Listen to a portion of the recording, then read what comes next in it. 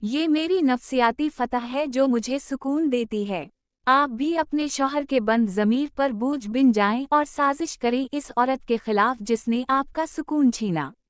اگر سازش نہ کر سکیں تو کم از کم میاں کے دل میں اپنی قدر کی بے قدری کا درد بٹھا دیں۔ اس معاشرے میں عورت کو وہ آسانی یا رعایت حاصل نہیں جو مرد کو ہے۔ جیسے میں اس کے فراق میں جل جل کر نہیں مر سکتا تھا۔ مجھے ایک تیسری عورت کی دوستی میں اس سے سوائے منتہا کے جسمانی قرب رکھنا ہی تھا، بالکل جیسے اگر کسی پودے کو دھوپ میسر نہ ہو تو اسے ٹیرس پر رکھا جاتا ہے کہ چلو کچھ تو دھوپ ملے گی۔ تاہم عورت ایسا نہیں کر سکتی ورنہ مرد کو موقع مل جاتا ہے اور اسے اپنے اندر اخلاقی وجہ دستیاب ہو جاتی ہے کہ چلو بری عورت سے جان چھوٹی اور میں نے صحیح کیا کہ دوسری شادی کر لی۔ جبکہ آپ کے میاں کے معاملے میں اگر دیکھا جائے تو معاملہ دوسرا ہے۔